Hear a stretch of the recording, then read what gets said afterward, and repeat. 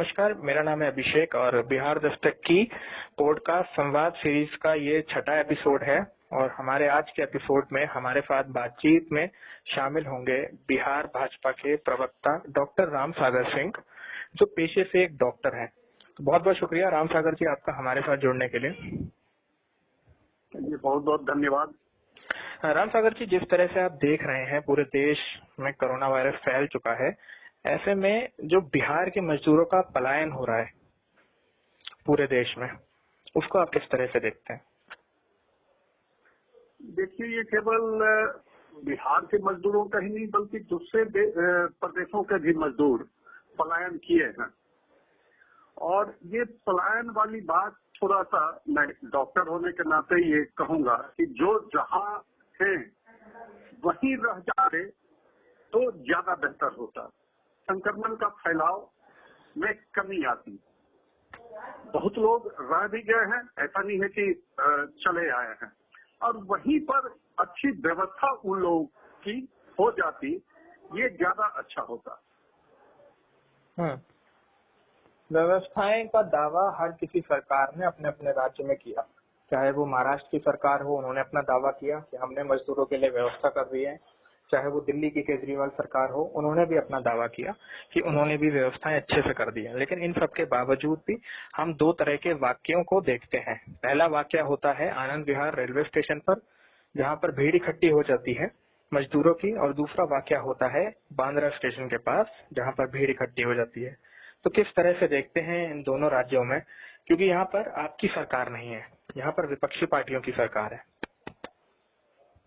असल देखिए, ये सरकार से जोड़ करके मैं इस पर नहीं कहूंगा, लेकिन एक बात निश्चित है कि दोनों जगह की घटनाओं के पीछे एक संगठित गिरोह काम कर रहा था, जो मजदूरों के बीच कर करके ये भ्रम फैला रहा था कि ये 3 महीने तक रहेगा लॉकडाउन और तुम लोग फिर आगे कैसे रहोगे, कैसे खाओगे। इस तरह का बात फैलाया जा रहा था। स्वाभाविक है कि उनके अंदर भी, और ये भी कहा जा रहा था कि आपके लिए बस का इंतजाम किया जा रहा है, आपको पहुंचाने के लिए सारी व्यवस्था की जा रही है और आप लोगों को पहुंचाया जाएगा। और बांद्रा में तो ये कहा गया कि ट्रेन भी खुलेगी, और 14 तारीख का डेट खत्म होने का लगता था कि होगा, और वो सफल भी हो गए इसको समझाने में कि हो सकता है 14 तारीख हो और हो जाए व्यवस्था। उसमें अरेस्ट भी हुए लोग, जो लोग उसमें थे, ये अच्छी बात है। लेकिन अब वो दौर से खत्म होता हुआ दिख रहा है। अब लोगों के बीच ये बात समझ में आ रही है कि लॉकडाउन और सोशल डिस्टेंसिंग ही एकमात्र सोशल वैक्सीन है जो कि इससे हमको संक्रमण होने से बचाएगा। क्योंकि आज जो 23 मार्च का जो आंकड़ा था 4% संक्रमण का, और आज 1 महीना पूरा होने पर भी वही मात्र 4% ही संक्रमण का दर हिंदुस्तान में रहा है। इसका मतलब है कि लॉकडाउन और सोशल डिस्टेंसिंग का पालन करने से हम उसमें संक्रमण में। लेकिन डॉक्टर बात ये है एक ही देश है जो भारत से बेहतर है, वो है साउथ कोरिया। और साउथ कोरिया के अलावा पूरे विश्व में सबसे अधिक कीर्तिमान ये स्थापित किया अपने कामों से। लेकिन और तारीफ भी हो रही है नरेंद्र मोदी जी की, पूरा विश्व इनके स्ट्रेटजी का, और यहाँ के लोगों का भी तारीफ किया जा रहा है कि यहाँ के लोगों ने भी फॉलो करने में कभी नहीं किया, उनकी बातों को माना, उनके स्ट्रेटजी को सफल होता हुआ दिखाई पड़ रहा है। क्योंकि देखिए, अभी भी जो आंकड़ा आ रहा है पूरे विश्व में 26 लाख मरीज हैं, और मौत भी 1,84,000 हो गया है। लेकिन हमारे यहाँ अभी भी 21,000 के आसपास है। लेकिन सर सवाल ये है क्योंकि हमारे यहाँ खुद ही टेस्टिंग रेट काफी कम है, हमारे यहाँ टेस्टिंग किटों की संख्या बहुत कम है, हमारी जनसंख्या 135 करोड़ से ऊपर है, और उसके एवज जो हम टेस्ट कर रहे हैं प्रतिदिन कोरोना का, वो काफी कम कर रहे हैं। तो ऐसे में अन्य देशों के मुकाबले हम। हाँ जी। नहीं, मैं उसी बात पर आ रहा था अभिषेक जी। हमारे यहाँ टेस्ट लैब का संख्या 329 है टेस्ट लैब। अब शुरुआती दौर में हमारी कमी रहना स्वाभाविक है, क्योंकि न यहाँ पेटी किट बनता था, न मास्क का ये था, सारा बाहर पर निर्भर कर रहे थे। लेकिन इस दरमियान यहाँ पेटी किट भी बनना शुरू हो गया है, मास्क भी बनना शुरू हो गया है। अब देश की प्रथम महिला भी मास्क बनाने में लग गई है और गांव के घर घर में मास्क बनाने का काम चल रहा है। तो ये सफल होने का संकेत है कि सब लोग जागरूक हो गए हैं। और जहां तक टेस्टिंग का बात है, तो 5 लाख से ऊपर ही टेस्ट आपके हिंदुस्तान में भी हो गया है। और 5 लाख टेस्ट का जब अमेरिका से कंपेयर कीजिएगा, तो अमेरिका में 5 लाख टेस्ट में उसका 88,000 पॉजिटिव पाए गए हैं, और आपके यहाँ 5 लाख टेस्ट में 20,000 के आसपास पॉजिटिव पाए गए हैं जी। लेकिन एक तो तरफ ये संक्रमण यहाँ कम फैला है। ये लॉकडाउन और सोशल डिस्टेंसिंग का ही नतीजा है। और अमेरिका लेट से वो कदम उठाया है, इसलिए उसको वो भुगतना पड़ा है। इटली लेट से उठाया है वो कदम, इसलिए उसको भुगतना पड़ा है। भारत पहले ही ये कदम उठा लिया, क्योंकि WHO के डिक्लेरेशन से पहले ही भारत में डॉक्टर हर्षवर्धन बैठक लेना जनवरी से ही शुरू कर दिए थे। 14 जनवरी से ही बैठक लेना शुरू कर दिए थे और स्ट्रेटजी बनाना शुरू कर दिए थे। जबकि 14 जनवरी तक चाइना के कहने पर या उनका छिपाने के वजह से WHO 14 जनवरी तक ये नहीं कह रहा था कि ये मैन टू मैन ट्रांसमिशन हो रहा है। तब भी यहाँ तैयारी शुरू हो गया था। डॉक्टर हर्षवर्धन बैठक कर करके और तैयारी शुरू कर दिए थे, क्योंकि ये लग रहा था कि आगे इस तरह का हो सकता है कि आएगा। जो देश पहले 2003 में जहाँ सार्स का संक्रमण हुआ था और बुरा दौर से जिन देशों को गुजरना पड़ा था, उनके यहाँ एक सिस्टम डेवलप कर गया था।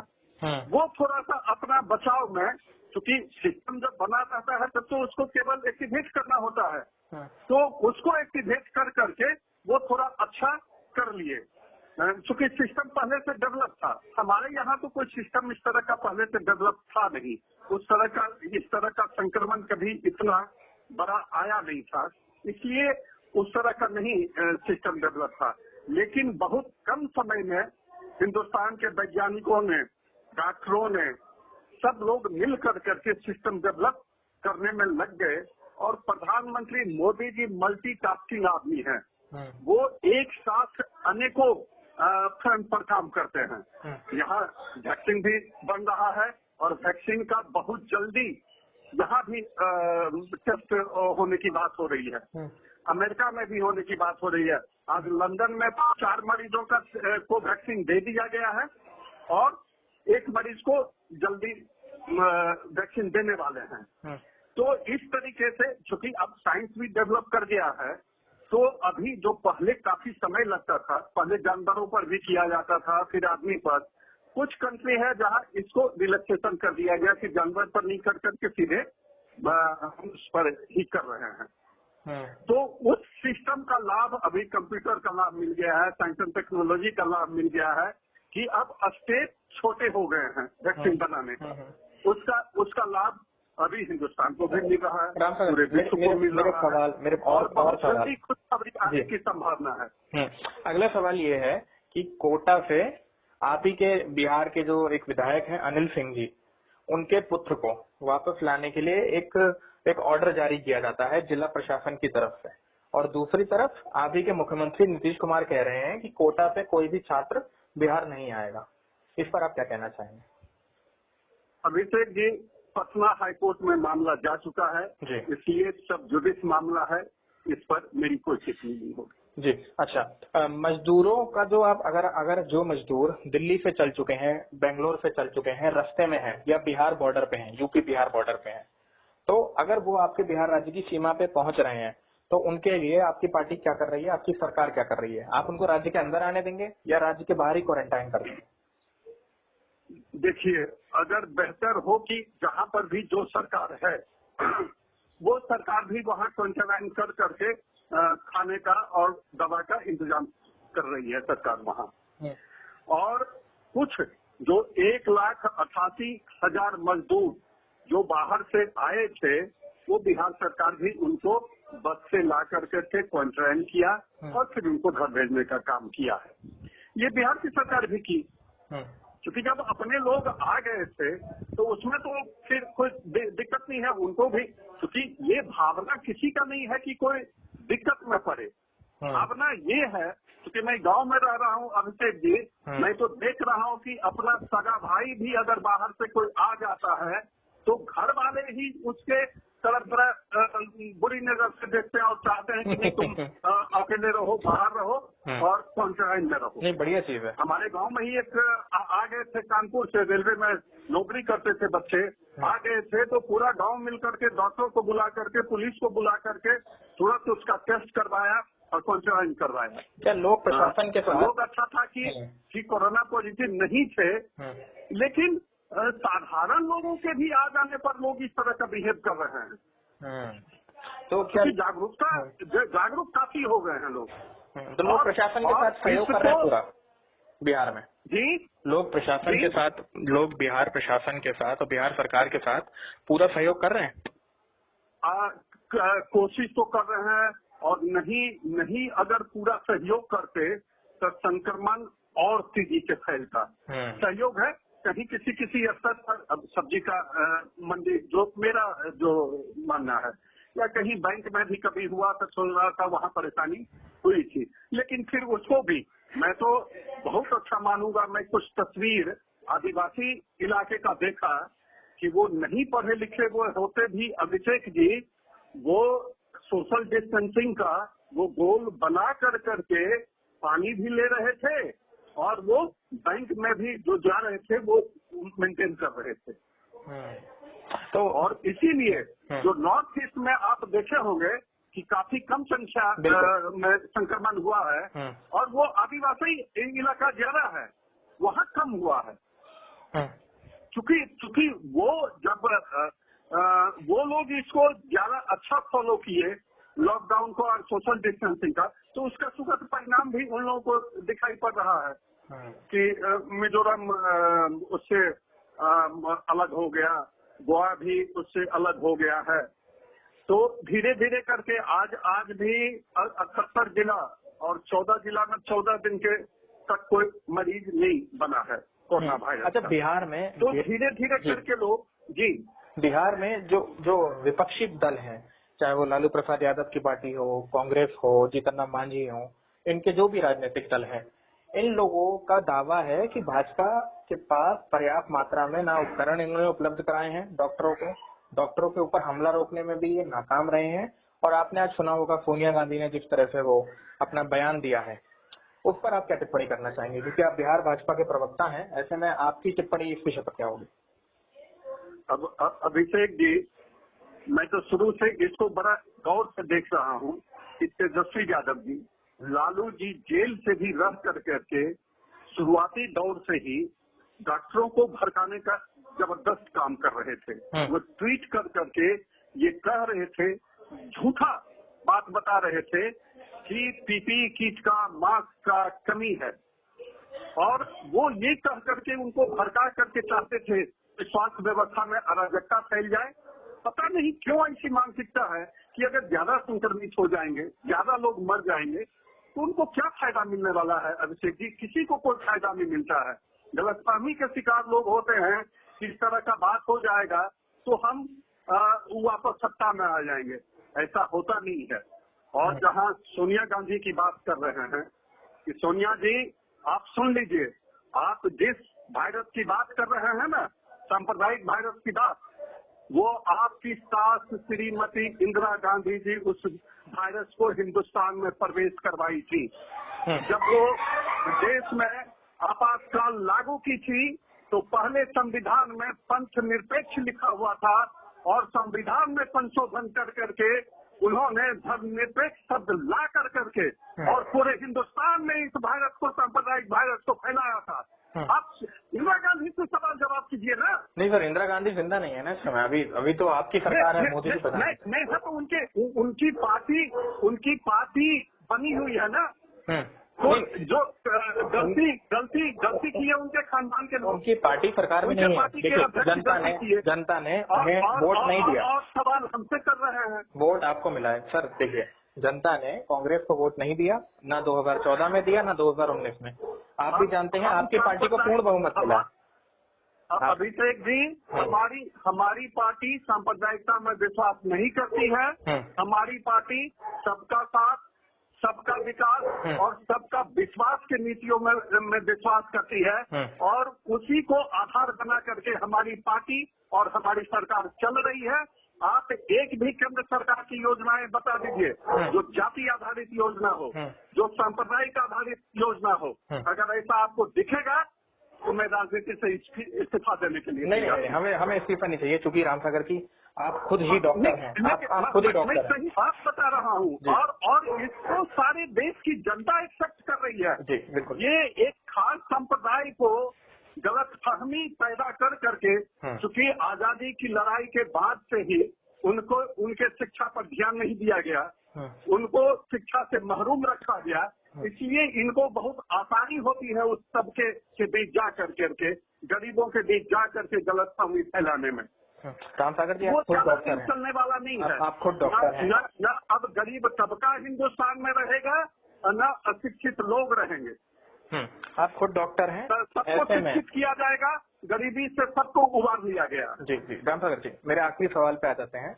आप खुद डॉक्टर हैं और बिहार भाजपा के प्रवक्ता हैं। ऐसे में आप अपने क्षेत्र के लोगों के लिए खुद क्या कर रहे हैं, क्योंकि आप खुद इस पेशे से जुड़े हैं, आपको खुद पता है इस सिचुएशन में क्या किया जाए, क्या नहीं किया जाए। इसके बारे में थोड़ा सा बताइए, क्योंकि लोग पूछते हैं कि भाजपा के नेता बड़े बड़े दावे तो करते हैं, लेकिन जो भाजपा के पढ़े लिखे नेता हैं वो एक्चुअली में ग्राउंड पे कर क्या रहे हैं। थोड़ा सा बताइए रामसागर जी, आप क्या कर रहे हैं। मैं अभिषेक जी, इधर पिछले 26 मार्च को ही हमारे पिताजी का निधन हुआ जी, और मैं उनका जो क्रियाकर्म किया वो लॉकडाउन का पूरा पालन करते हुए किया जी। बहुत बढ़िया। सिर्फ 11 ब्राह्मण का और इसका करवा करके और पाक हुआ। और जो व्यक्ति घाट पर भी गए थे अभिषेक जी, उनको भी मैं घर पर नहीं बुला करके उनके घर में एक आदमी का सिर्फ जो घाट पर गए थे उनको हमने प्रसाद घर पर ही पहुंचवा दिया। इतना तक जो लोग ब्राह्मण भी आए थे खाने के लिए, सोशल डिस्टेंस का पूरी तरीके से पालन करवा करके हमने किया। और ये क्षेत्र में जनता के बीच एक एग्जाम्पल बना और लोगों के बीच चर्चा भी हुआ कि डॉक्टर साहब ने ऐसा किया। हमारी पार्टी के लोग जो ग्रामीण हमारे विधानसभा में, मोकामा विधानसभा में 4 मंडल है, और चारों मंडल के जो मंडल अध्यक्ष हैं और पूरी टीम रोज कहीं न कहीं राशन का वितरण कर रहे हैं, मास्क का वितरण कर रहे हैं। हमारे घर में भी मास्क बनाया जा रहा है, उस मास्क का वितरण भी हो रहा है।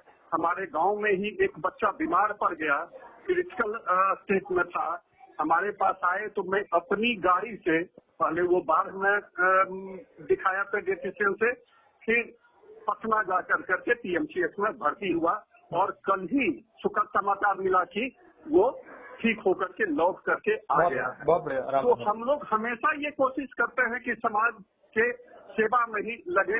हमारा संगठन भी उसी आधार पर आधारित है, क्योंकि संघ का